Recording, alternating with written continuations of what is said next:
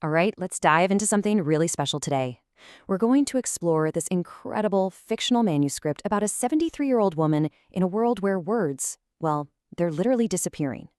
It's all built around one huge idea, that the power to name things is actually the power to create reality itself. So, the story kicks off with this absolute gem of a line. It just pulls you right in, doesn't it? It sets up this totally normal everyday scene, a Tuesday, boiling sheets, and then bam, wolves. Right from the get-go, you know the normal rules are out the window. Okay, so that brings us to our first section, a world of lost words. This is where we meet our protagonist and we get a handle on the central crisis she's facing. And it's a big one. The words themselves are vanishing. So get this. The core problem is presented in this really surreal, almost nightmarish way. The boy children, as the story calls them, are literally eating words. And they're not doing it because they're hungry. No, they're doing it out of what the story calls taxonomical greed. This deep need to own and control meaning by, just consuming it. This really gets us to the heart of the story, this idea of nomenclature. Now, in this world, nomenclature isn't just a list of scientific labels. It's basically a form of magic. The very act of naming something actually conjures it into existence. So if you control the names, you control reality. Simple as that. And our protagonist's mother, who was cartographer, she totally got this. She had this belief that when men drew their maps, they weren't just charting what was already there. They were also deciding what wasn't important. They were silencing everything they left out. Places like wells, crossroads, kitchens, the very spaces where female transformation happens. This whole crisis leads our protagonist to this bizarre marketplace. It's a place that perfectly illustrates the story's big critique. It's a market where words are actual physical objects, and meaning itself is something you can buy, sell, and hoard. And look at this. This slide just paints such a vivid picture. Words are things you can cage, put on a leash, or trap in amber.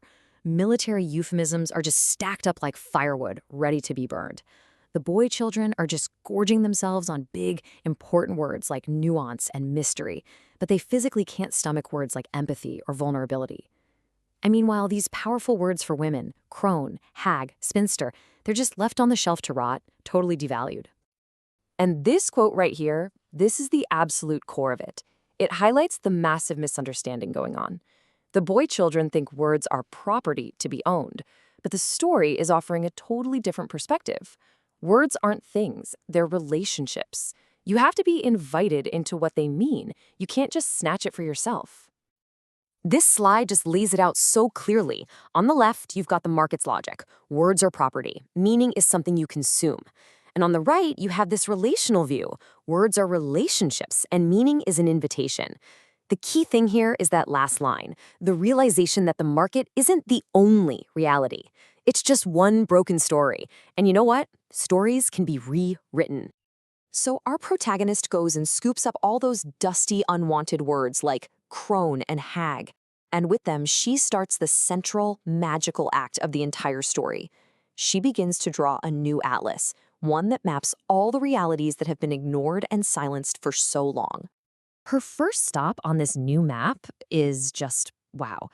It's a valley where all the words and sentences women have had to swallow over the centuries have actually taken root in the soil and grown into these strange, beautiful plants, an entire landscape literally made of silence.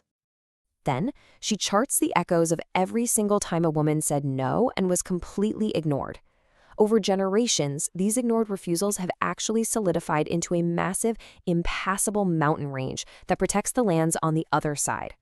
And finally, she maps the one place the boy children fear the most, a huge ocean where nothing is certain, where every single wave is a question that doesn't have an easy answer. It's a place that demands you get comfortable with ambiguity, which is something that consumers of language just can't handle. And this, right here, this is the beautiful act of reclamation at the heart of her new map. She takes those words she bought for pennies in the market and she transforms them. As you can see, crone isn't an insult anymore. It means keeper of deep time. A hag is a hedgewalker, someone who can cross boundaries. Her map restores these words to their true, powerful meanings. But the most powerful and honest part of this new map is actually a blank space. Right at the very center, she leaves it empty. It's this profound admission that some realities just exist beyond our ability to name them.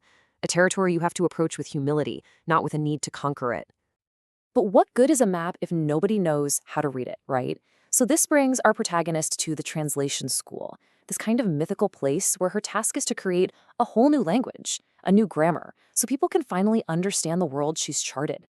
The school's curriculum, as you can see here, is basically a step-by-step guide to this whole new way of seeing. Level 1 is just about naming the hidden structures. Level 2 is recovery, about digging up those lost histories of resistance. Level 3 is application, actually building new communities. And then Level 4 is transformation, which is all about joyful resistance. The head of the school, a character who is literally named Pedagogy, she just nails what our protagonist has actually done. She says it's not just a map, it's a grammar of liberation. It's a whole new way of putting sentences together that reveals the hidden connections between things, like violence against women and violence against the earth, connections the old language was specifically designed to hide. So, the map is drawn, the grammar is created. There's just one last crucial step, getting it out into the world.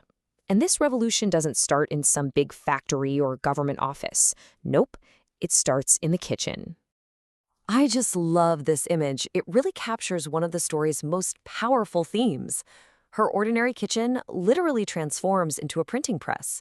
Her stove, which used to run on just gas and resentment, now has a third fuel, revolutionary fervor.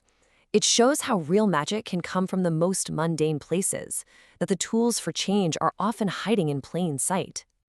And the way these maps get out into the world isn't some top-down broadcast. It's a quiet, grassroots, decentralized mission. Copies are left in laundromats, thrift stores, shelters, all the places frequented by women and people living on the margins.